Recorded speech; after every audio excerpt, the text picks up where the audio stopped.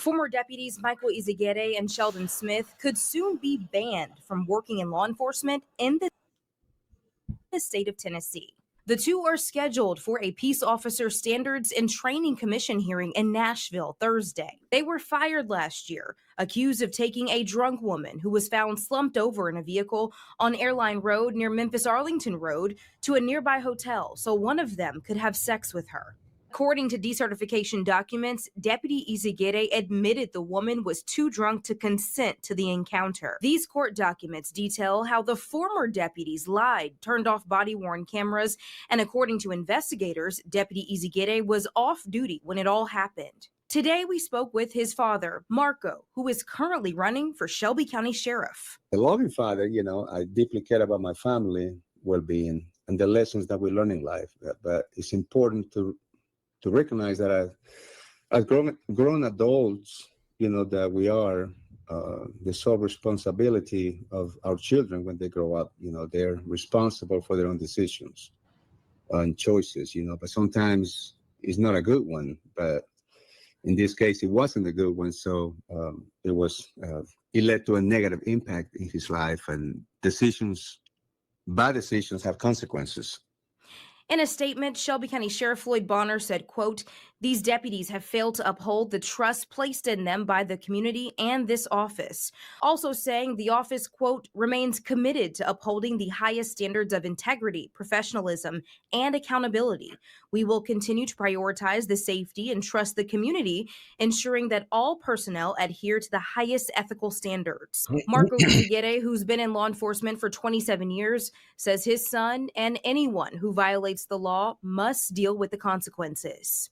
If I was the sheriff right now, I would do the same thing. Let everything follow the process, go through the channels of the investigation, and stay away from it like I did, and let the process work itself. Now, this is definitely a sad situation here. Another example of police officers using their power and authority, not for the good, but for the worse. Excuse me. Using it to procure cheeks.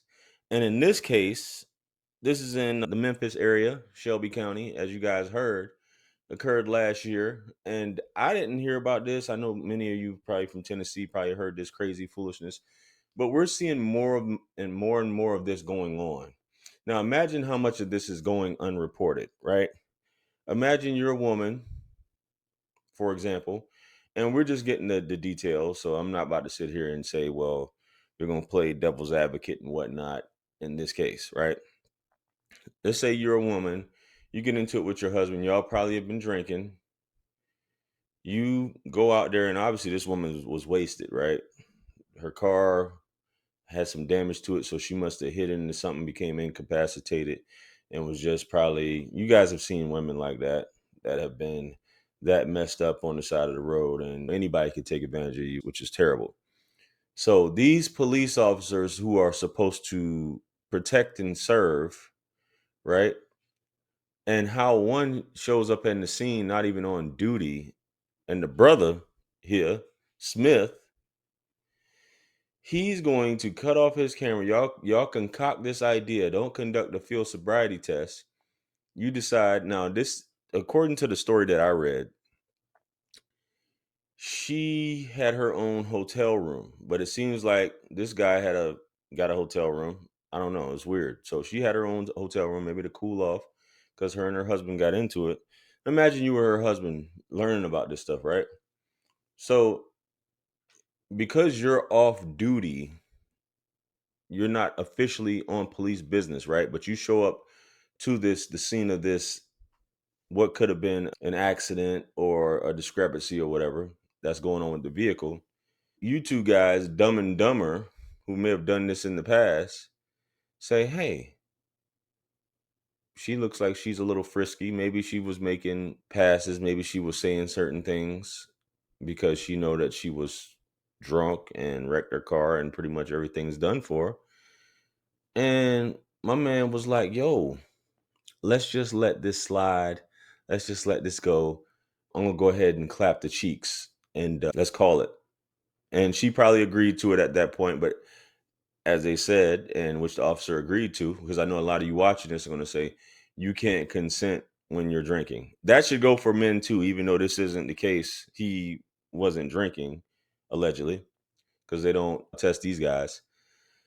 So he takes her back, claps the cheeks. The black dude, Smith, assists him, cuts the camera off with getting her there. Allegedly, he doesn't clap the cheeks. He dips, and the Spanish guy does. And then it's all water under the bridge. So how this played out, I'm assuming, is that she ended up regretting it at the end of the day, maybe, and realized what had happened. And she reported it, that this is what happened. Just in the name, and they can't charge her after the fact because they didn't do a DUI field sobriety test. So they can't charge her for whatever may have happened in this situation, right? So everything gets dismissed. These dudes lose their job. One dude, like they said, again, as long as you're a police officer and a woman doesn't consent, right?